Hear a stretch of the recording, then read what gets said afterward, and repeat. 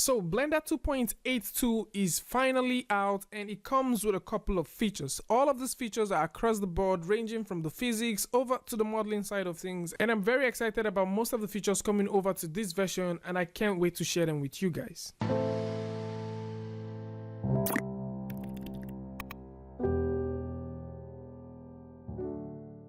Hey, what's up guys, and welcome back to Ask NK. So Blender 2.82 is now officially out, and it does come with a couple of features. Now today we're going to take a look at some of the improvements that have been made and also the cool features that are shipped with Blender 2.82. Of course, within the course of Blender 2.82 being in both alpha and beta, we've covered a couple of the updates that have been coming over to this tool, and we're just going to go through most of the things which I feel like you guys need to know about before you get started working with Blender 2.82. So we're going to start off with the user interface. So the user interface has gotten a couple of updates following requests and other stuff that have come from the community. So one of the very, interesting things that you can see, so if I come over here and drop a simple box, we now have various selection methods. All right, so right now you can simply go from box, or you can select different stuff at different points.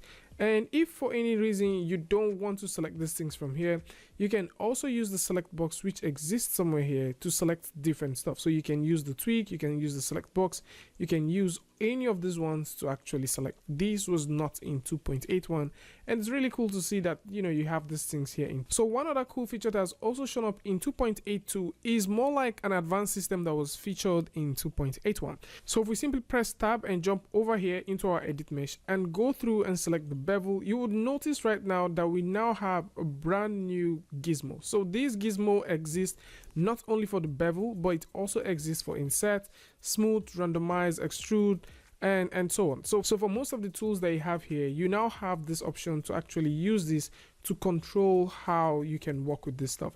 Now with this selected, if I come over to this part and simply click on the insert faces, I can still use this tool to insert multiple faces depending on what I want. Now when you want to work with the extrude, it's very necessary that you select the face which you want, select the extrude tool, and just simply click the plus sign. Once you click the plus sign and push it up a bit, you'll notice that there is now a tiny new arrow that is pointing towards the direction that the extrusion is happening.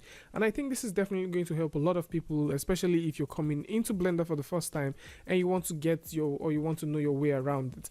Now if you're working with the faces, it's a bit different. If you're working with the edges, it's also a bit different. Now for the edges, you can see that it snaps to the angle of the edge. So if I simply move this to a certain point, you now see we have two different handles. Now we have one handle which is moving towards the point where you're extruding from, and we have another handle directly here that kind of suggests in case you want to make an extrusion to a given point. So if we want to make an extrusion to this other point, we can click this and move it up a bit, and you now notice we have an extrusion going towards this place, and you can easily now notice that we are snapped to this particular place. As far as you're moving this handle, you can see the snapping line simply appears there. You can now go ahead and add up one more which you can move within a given axis.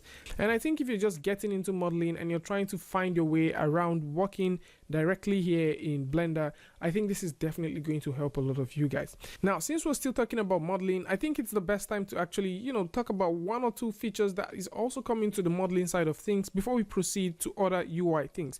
So directly here, you would also notice that we have this bevel, which we've actually talked about before, and you can see we already did something like this.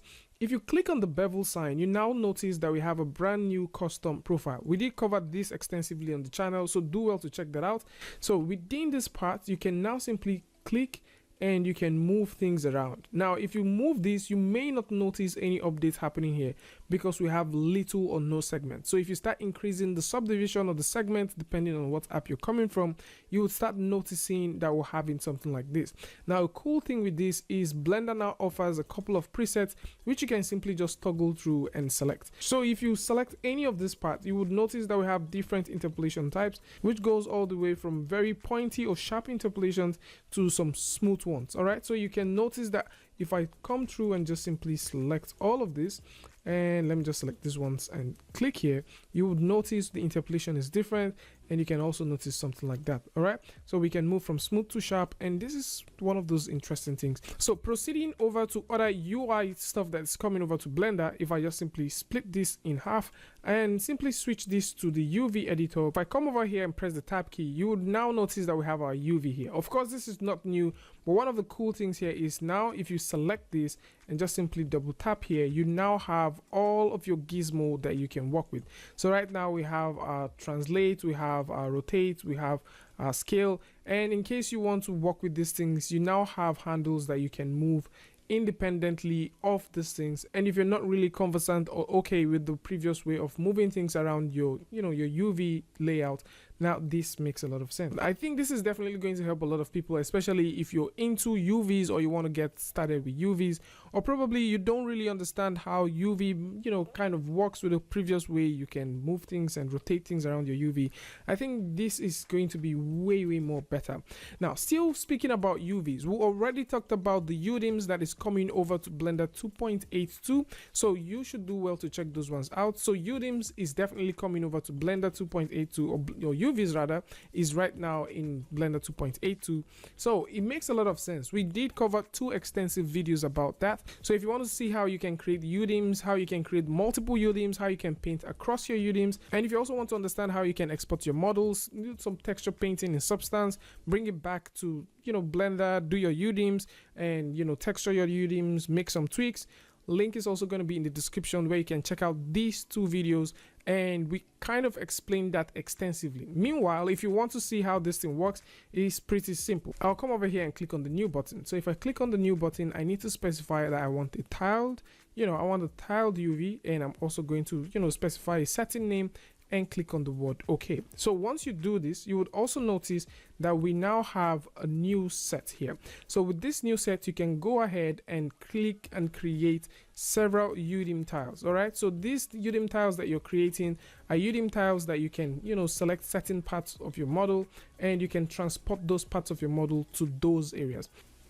So once you come over to the sculpting side of things, you would notice by default, by just simply selecting a simple brush, you will now notice that the brush property panel has been reworked. Actually not really reworked, but it has been way more organized compared to what it used to look like. So you can see the brush settings are well done, and you just have very minimal stuff to go ahead and play with.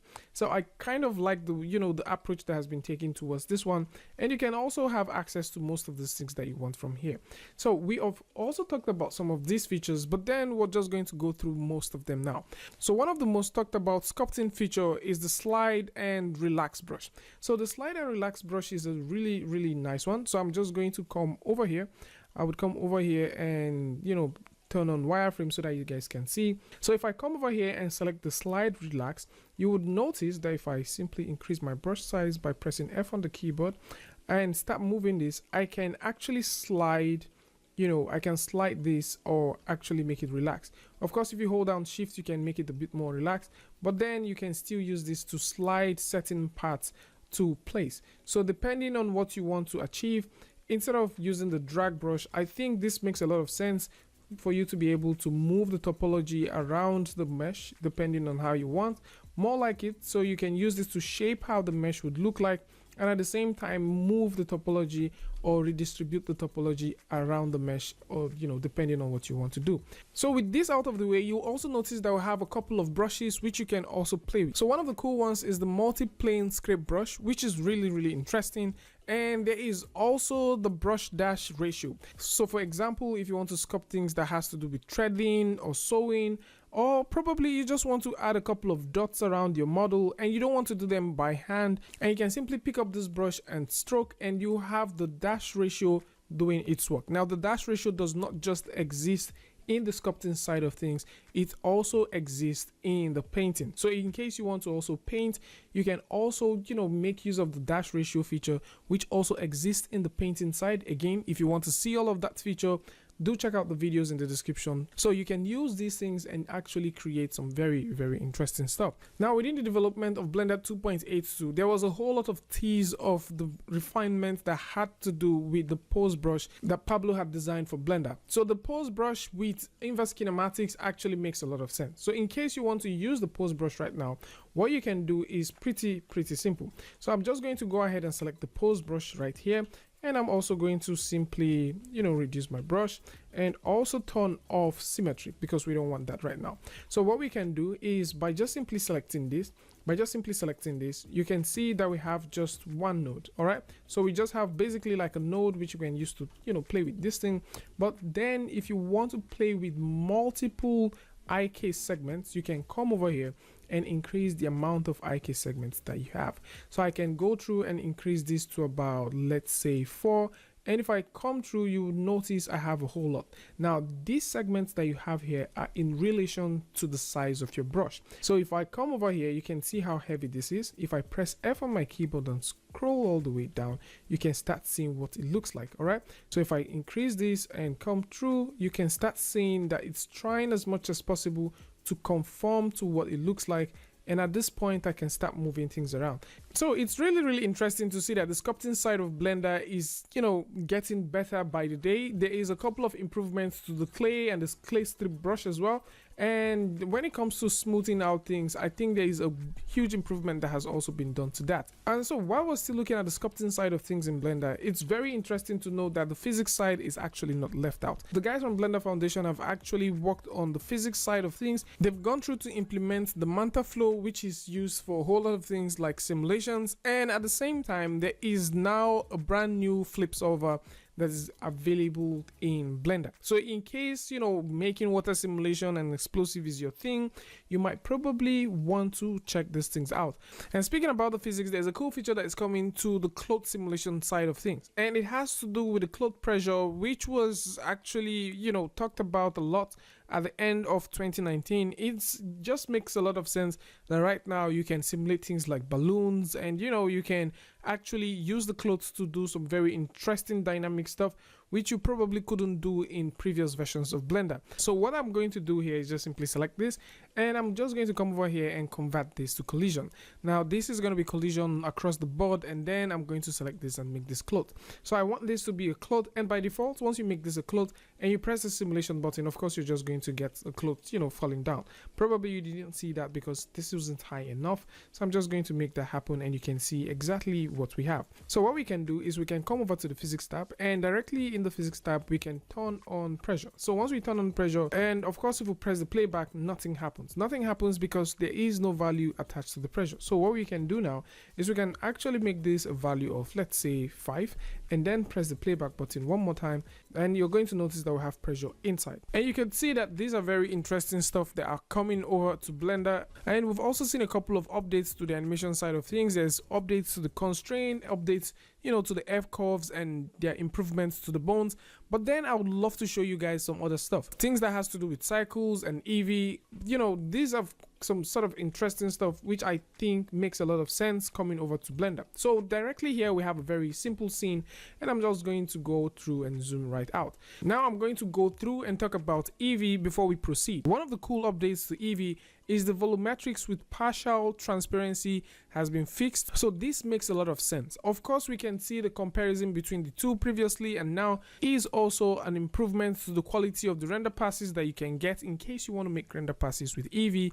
But then of course, I think one of the most interesting ones for me is the viewport render passes and how you can work with them. The viewport render pass is you can now actually go into Eevee. So if I switch this to Eevee, go over to where you have your layers and make sure you have your layers all selected. All right, you need to make sure that these layers are selected. If your layers are not selected, you may probably not be able to see them. And right about here, you can come over here and you will notice that you have render passes, and down here you will notice it's set to combine. So if I select this and go over to ambient occlusion, you can see the ambient occlusion directly on your viewport. You can also switch to normal, and you can see the normals. At the same time, it promises that you can show off the mist if you want to show mist, and you can also go ahead and show off subsurface and all that. Of course, we don't have all of this set in our scene right now, but then we're just going to go back to combine. And just by looking at this, you'll notice a huge improvement in the shadows. So the shadows have also been worked on, and it really looks way better. So let's talk about cycles. So if I switch over here and jump into cycles, I would like to show you guys the denoising new feature that is now in cycles. Of course, this was something that a lot of people have talked about on various platforms, and it makes a lot of sense. We did talk about this earlier, and it's really good to see that finally this is here. So what happens here is you no longer need to, like, you know, render your scene totally from beginning to end. Of course, there are ways that you can patch through this in case you want to eliminate certain noise and stuff, but now it makes a lot of sense to actually see that this is now here in Blender 2.8. So with this here, how you can actually get this thing up and running is pretty simple. So if I simply set my render and my viewport to be about a value of 10, just for examples, let's say I just want this to be 10, and I come over here and just simply hit the render button, we're going to have a very rough render of what we want. So with the render done and ready, what we want to do right now is to add up the brand new denoising feature that is available in Blender 2.82. Now this denoising feature is not like the same denoising feature that happens in 2.83 alpha. This one actually happens after the rendering. Right now, if we come over to the compositing tab, what we can do is we can simply, you know, search and look for the word viewer.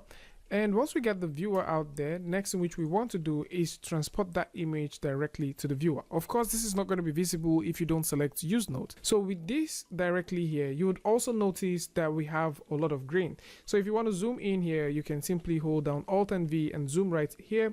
And the next thing which you want to do is search and look for the word denoise. So this denoising feature is built by NVIDIA, and of course this is an accelerated denoiser. It is interesting because it supports so many kinds of GPU. For this video right now, we're making use of an RTX card, and this makes a lot of sense. And if you simply press V just to zoom right back, you would already notice that we're having this denoised. All right, you can see that this is denoised already, and if I simply go back and forth just to show you, you would notice right now we have the whole grain, and from here you can see that this is denoised. But if you want to get a better quality of what you're working with, what you want to do is select this, all right, and go over to this part within the layers, which is called denoising data. So once you turn on the denoising data, you may want to re-render your file one more time. And so with this done and ready, you would now notice that we have exactly this same. All right, we still have exactly the same thing, but if you simply zoom right in here, you would notice that we have the noisy image, which is something that we can now connect to the images so that we can get that noisy image on the background. And you also notice that we have the denoising normal, which is also something that we can now simply run through and connect the denoising normal over to the normals, and at the same time we can now connect the albedo over to this part. Now if we, you know, run these things through, we're going to get a way more refined image. And if you want to see what all of these things represent, you can simply run them through directly from here over to the viewer so that you can see what the normal looks like, and you can also play with the albedo to also see what the albedo, you know, looks like. And yeah, these are some very interesting features coming over to Blender. There is a whole lot of things coming to Grease Pencil. For the performance, the circles performance of course is, you know, a whole lot better. And there are also a couple of add-ons like the precision drawing tools for CAD designers. There is a whole lot of improvements when it comes to Alembic import, and also how you can play with Alembic and how you can export Alembic from Blender right now. And Blender now has a brand new USD exporter, so you can create all of your USD scenes directly in Blender and export them to other apps, just in case you want to render in apps like Clarice, or you want to work in apps like, you know, Houdini or Maya. This is now something that you can do with Blender. And it's just very interesting how Blender has grown over the years. And like I said in previous videos, 2019 was a very awesome year for Blender, and we cannot wait to see how much Blender is going to improve over the time. So I would like to know what you guys think about all of these cool features that are now in Blender 2.82. Tell me what you guys think about the physics, the circles, Eevee, the texturing side of things with UDIM. And yeah, I would like to know what you guys think about all of these things in the comment section. There is also node improvements that you can check out. So in case you're working with the maths and you're working with the map range, there are improvements that has been done to these things. And there is also improvements that are also coming over to Blender 2.83. Most of these things are things I'm also going to cover in the channel sooner than later. If you like this video, you learned something from it, go ahead and hit the like button, and don't forget to share with a friend. And if you're new here, it's going to be amazing if you can hit the subscribe button and also turn on notifications so that you don't miss the next video or the next update. And until I see you guys again with a tutorial update, Free Friday, Tutorial Tuesday, tips and tricks, things like this. Peace.